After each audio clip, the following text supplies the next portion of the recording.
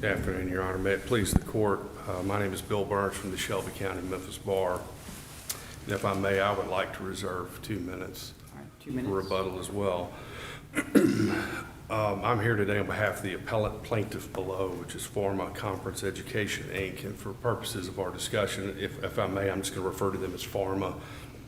For purposes of the appellee, which is technically the state of Tennessee, opposing counsel in his brief refers to them as the university, and I'll try to stay consistent with that.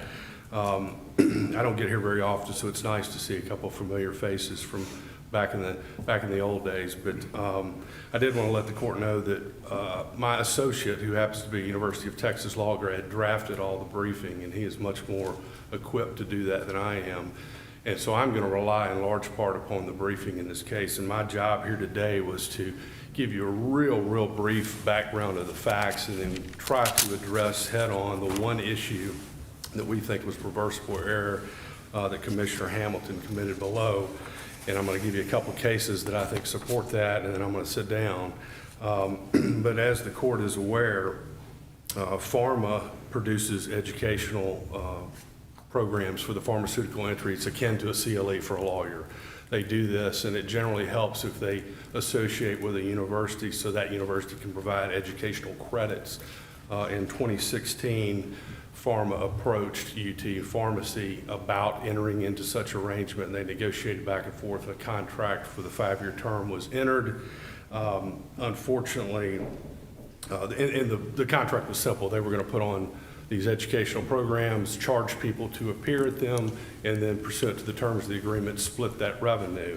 Unfortunately, it never got that far. In January of 17, about 6 months later, the contract was unilaterally terminated by the university. We claim that was unlawful and inconsistent with the terms of the contract. As a result, we filed a breach of contract action in the Claims Commission Western Section. Commissioner Hamilton took that. We litigated the case for several years. Discovery, depositions, both parties moved in the summer for summary judgment. In August of 2021, summary judgment was granted in favor of the state, and basically there were multiple grounds raised. The commissioner ruled based on one, and that was a lack of consideration. He found that the promises made in the contract were illusory, and therefore the contract was enforceable. And before I jump right, that's the extent of my factual background. Before I jump right to the legal issue, I would point out to the court that because this was a state institution, there's a contract review process. They can't just, it's not like me and you where we can just enter a contract.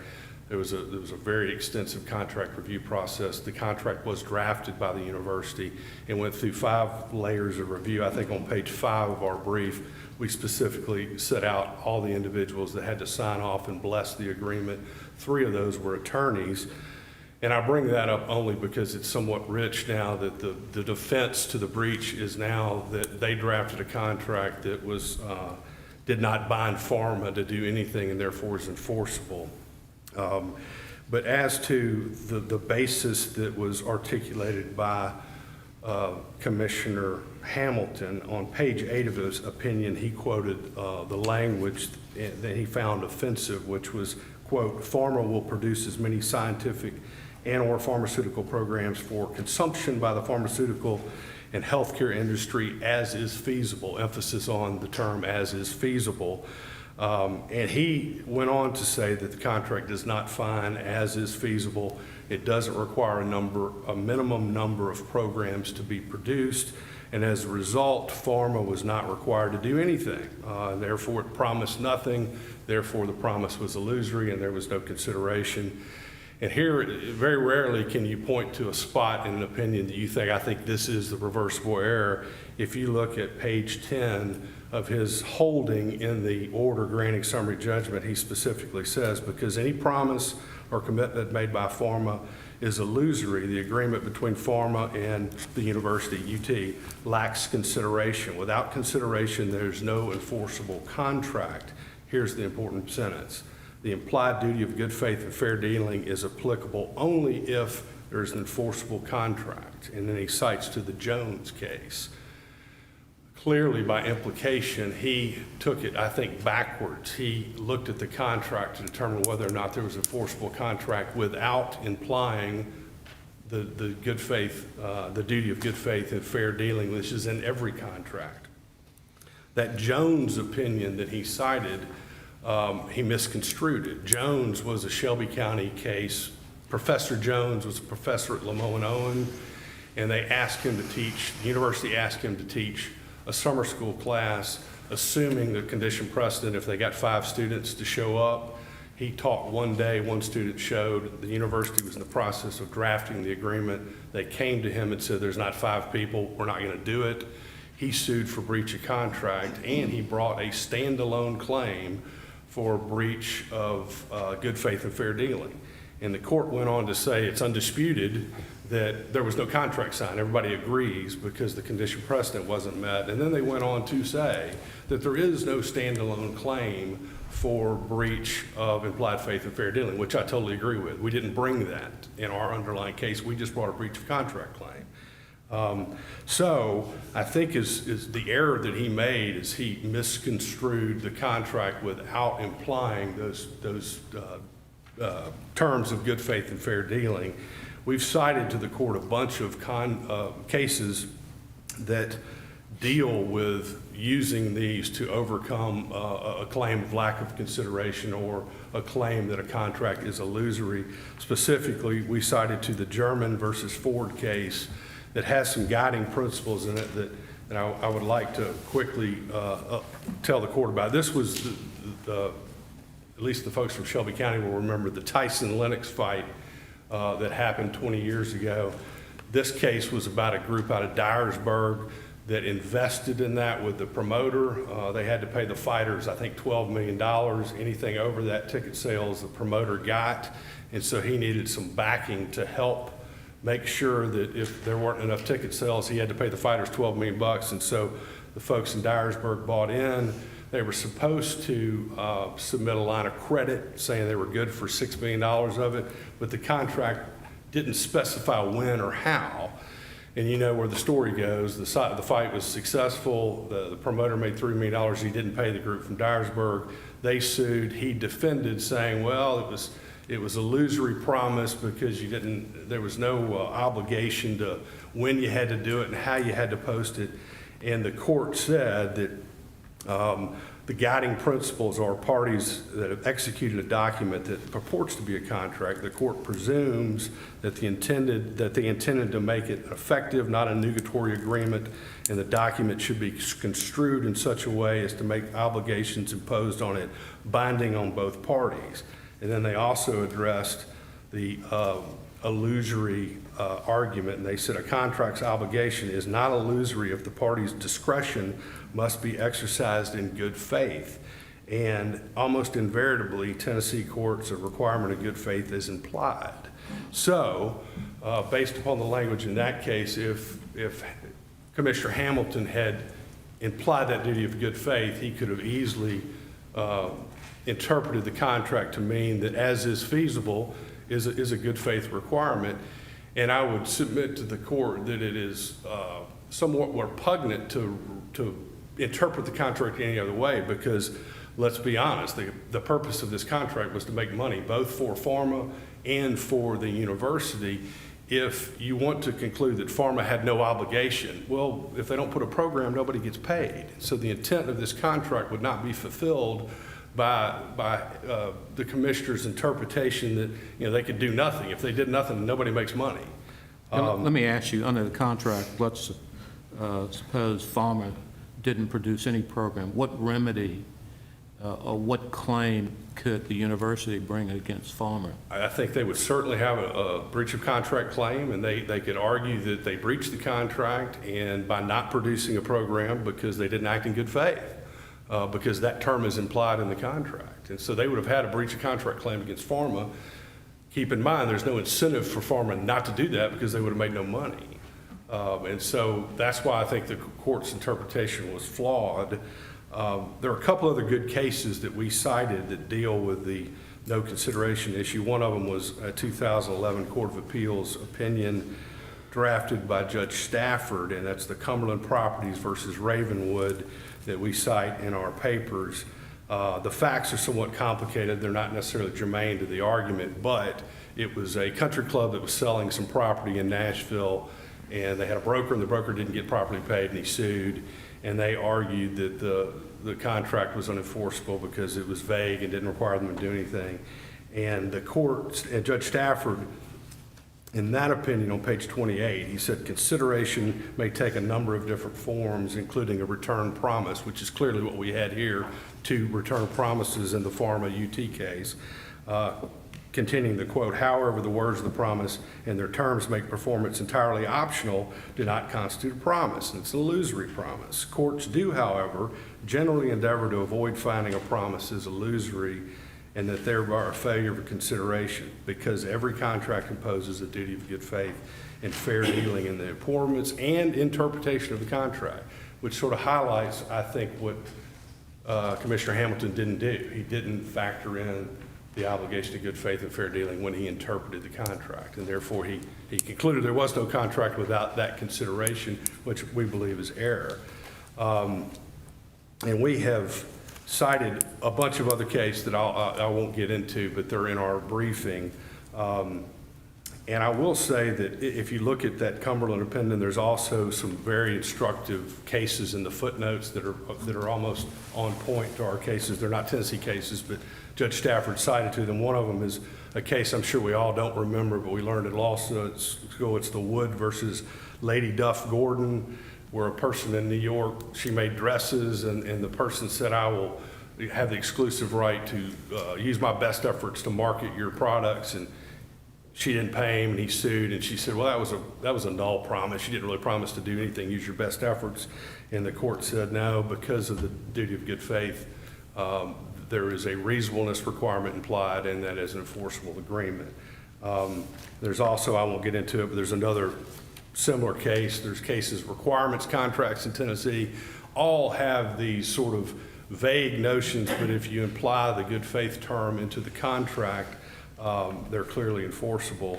And the last point that I'll make, and it was also cited by Judge Stafford in the Cumberland opinion, is TCA 475103 creates a rebuttable presumption and prima facie evidence of consideration when you have a written contract signed in Tennessee. And as I stated, it's in our papers. This was vetted by 5 different people. It was signed by the CFO of the pharmacy school, and we should have gotten that presumption of consideration, and the court didn't address it, never mentioned it.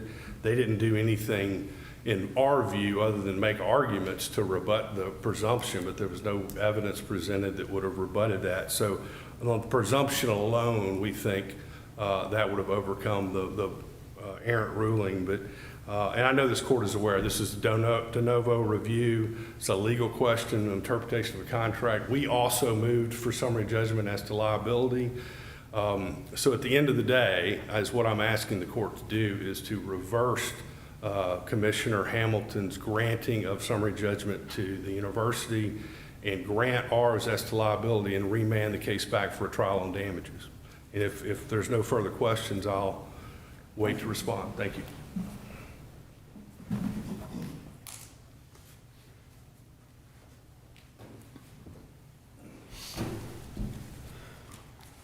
May it please the court. My name is Harold Pinkley of the Knoxville Bar, and I am here on behalf of the University of Tennessee. I'd like to address several of arguments that the counsel for the plaintiff made. Again, the operative language that we're arguing about in the contract is that the parties agreed, sort of, that Pharma Conference Education would produce pharmaceutical conferences for scientific purposes, and that there would be as many as is feasible.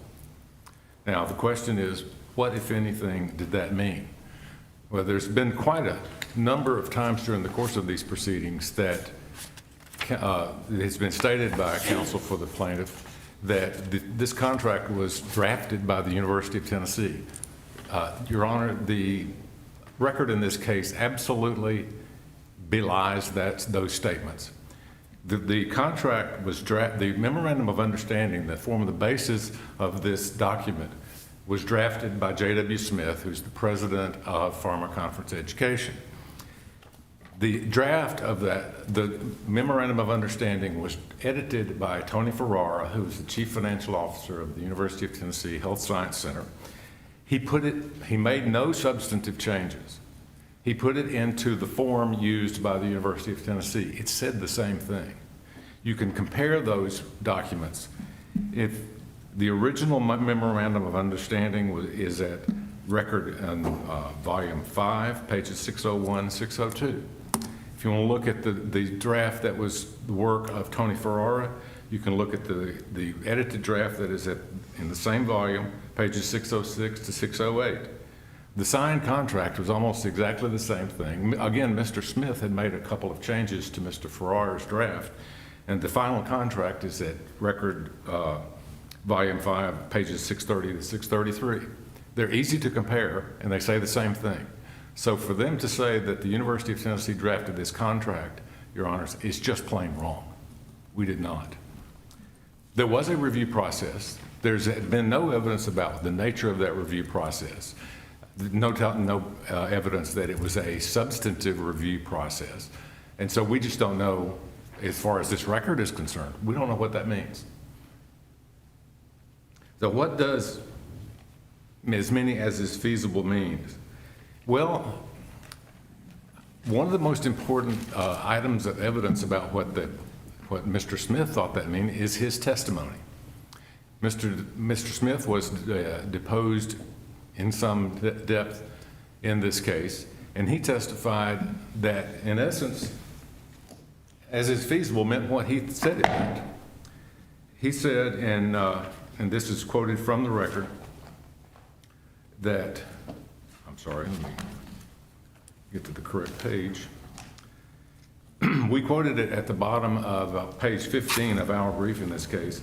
He said it was within Pharma's ability and Pharma's sole determination to decide what conferences were feasible to produce and which conferences are not feasible to produce.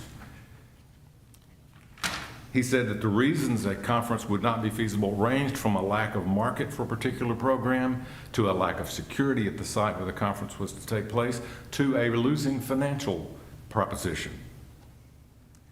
He went on to say, at page 29 of our brief, Mr. Smith testified that it was Pharma's sole determination to decide, for whatever reason, which conferences were feasible to produce and which conferences were not feasible to produce. He further agreed that there were no criteria written into the alleged contract, nor was there any metric by which Pharma's determination of whether a conference is feasible or not can be determined. And this responds directly to Judge Armstrong's question to opposing counsel about whether the university could sue Pharma if Pharma declined to produce any conferences. Well, there's no question we can sue. I learned in law school that you can sue anybody for just about anything, but you do have to prove it. And there's no way that the University of Tennessee could have proven a case of breach of contract if Pharma had declined to perform. There are no metrics. There's no way we could determine how many could be feasible because it was, according to Mr. Smith, it was within his sole determination. So we would be in the position of having to prove that it was so obvious that it was feasible that Mr. Smith was simply out in the left field and telling us that it was not. So this fits very closely within the existing law on what constitutes an illusory contract.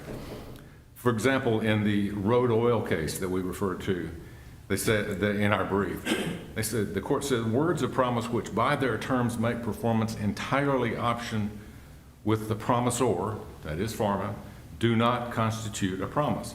And that statement was based upon the restatement second of contract section 77. We were not able to find a case in Tennessee that presented these words, or as is feasible, or as are feasible. We did find a case, and we cited it in our brief, from the Supreme Court of Alabama, the case of Smith v. Chickamauga Cedar Company, in which what the court referred to as the lumberman that was the Chickamauga Cedar Company, agreed to furnish logs in such quantities as lumbermen deemed feasible and economical. The Alabama Supreme Court said this was essentially no promise, quoting Professor Samuel Williston on contracts. So not only was the promise that was supposedly made an illusory promise, there is even a more basic problem with this document to call it a contract. There was no, what we called in law school, a meeting of the minds. There was no mutuality of assent. The parties, if you look at the record in the case, it would be clear that the parties had very different ideas about what the supposed deal actually did. For the gentleman who negotiated this deal on behalf of the university was Dr. Ken Brown, the executive vice chancellor of the UTHSC. Dr. Brown had been working for quite some time on getting the Asia-Pacific Economic Cooperation, and I realize that's a rather inelegant, if you ask me, way of putting something, but APEC, if we can call it that. He wanted to get APEC to establish the University of Tennessee as a center of excellence for pharmaceutical supply chain security. Dr. Brown was interested in putting on a conference with pharmaceutical regulators and manufacturers in order to get that ball rolling. He wanted UT to be that center of excellence. Mr. Smith testified he didn't care about APEC. He didn't care what they did. Mr. Smith, there were fundamentally differing opinions about almost every aspect of what these conferences were supposed to be. Dr. Brown was concerned only with the first one. Mr. Smith was concerning, as he is quite reasonable for someone in his position, he was looking at how many people he could get to these conferences. He was looking at how many he thought he might be able to do. He was looking at who would attend these things. And there was the whole bit of negotiation about whether the university could provide the continuing education credits with the accrediting bodies. Well, UT could do that. And so Mr. Smith wanted that to be part of the deal. Well, it turned out to be part of the deal. I'm not arguing that the university can sort of supply missing elements to make sure everything's clear, but it's clear when there is a disagreement over an essential term of the contract, that is a problem. And that is illustrated by the McCamus case, where there were two garbage collection companies. One sold out to the other, and the seller retained, and frankly can't remember right now, but it was either the commercial accounts or the household accounts, and sold the other one to the new company. And they couldn't agree on how to deal with trailer courts. The company that had retained the commercial accounts thought that was a commercial account, and the company that had gotten the home accounts thought it was trailers. People live there. It was a household account. And this court dismissed the case, saying that there was never a meeting of minds about what that meant. So the court would decline to say that to help the parties out in terms of writing their own contract. Mr. Burns just mentioned as well the argument that they have made on TCA 47-50-103 and the implied covenant of good faith and fair dealing. Commissioner Hamilton was quite correct that the covenant of good faith and fair dealing depends on there being a contract. There is no implied covenant of good faith and fair dealing sort of in the abstract. It has to apply to some legal agreement. Therefore, has to be a contract. If you look at the restatement on covenant of good faith and fair dealing, in comment C to section 77, it says that this applies only to the execution of a contract, not to the formation of a contract. The statute referred to, 4750-103, says all contracts in writing signed by the party to be bound are prima facie evidence of a consideration. It says all contracts. So there has to be a contract before this statute even comes into effect. The fact that there was no mutuality of assent and no consideration means there was no contract. Here, though, we can go a step further.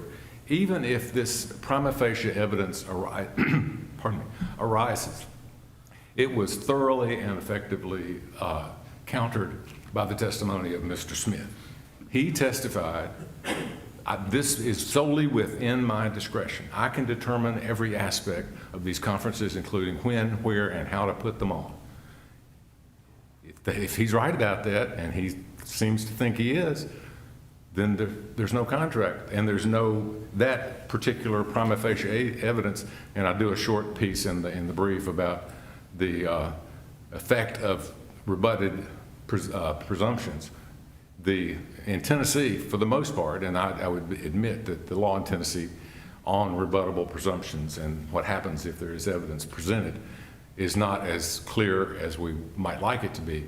But it seems that the majority position is that the Tennessee applies what's called the bursting bubble theory, and that is a rebutted presumption simply goes away. It does not stay in the case. If it stayed in the case, then there might be an argument about the weight of the evidence and that sort of thing, but it does not.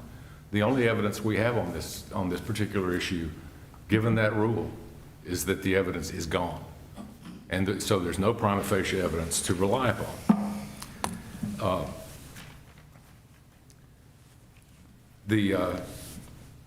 I think I miscited the restatement a few moments ago. It's not section 77 on the good faith and fair dealing. It's section 205, comment C.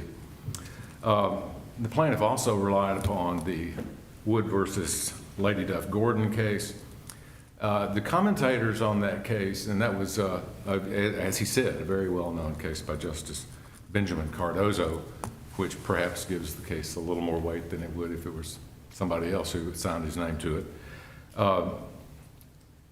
But the commentary on that case emphasizes that it was the fact that this was an exclusive right that Lady Duff Gordon had given to Mr. Wood to, as I think the court said, place endorsements upon her lines of clothing so that they could both make money. In fact, the contract did not require Mr. Gordon to do anything. Then Judge Cardozo said that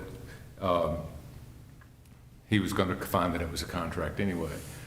The commentary on that case makes the point that the court and the New York Court of Appeals in that case did not really imply a term, but it imposed a term. It's according to Professor Monroe Friedman, it used the concept of unconscionability, that it would have been unconscionable for this contract not to be effective. If using unconscionability to form a contract, not to invalidate one, it was what he called formative unconscionability, and upon that basis, fairly seriously criticized that decision. And finally, Your Honors, I would suggest as a matter of policy as much as anything else, to allow such recovery on a case, on a so-called contract this vague and difficult at best to interpret, would seem to invite fraud. What would prevent plaintiffs in Pharma's position to fail to perform at all and then claim just that none was feasible? The promisee in that particular situation would have no recourse as a practical matter, and as I addressed early in my argument. How could UT prove its case if Pharma simply said, oh, it wasn't feasible to do anything? I have turned this over in my mind 1,000 times, and I cannot think of a way that I could convince a court or a jury that UT ought to be able to recover. Well, for example... Thank you. That's your time, sir. Oh, is that my time? Yes, sir. Thank you very much, Your Honor.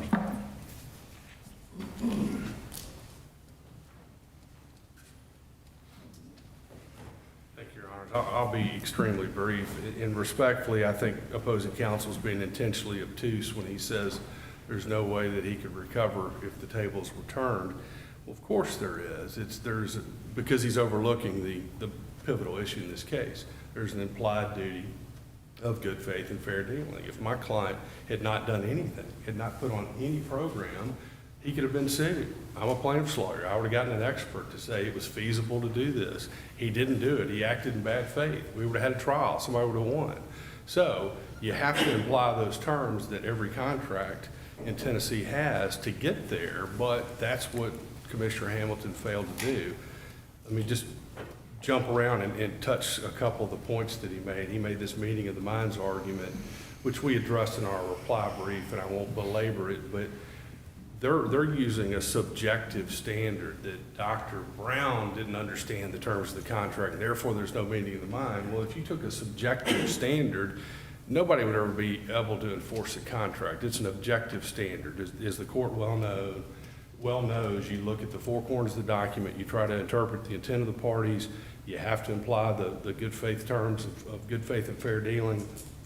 And as we all learned in law school, consideration can be as small as a peppercorn. Exchange of promises is consideration. And keep in mind that the commissioner found lack of consideration is how he threw out my lawsuit.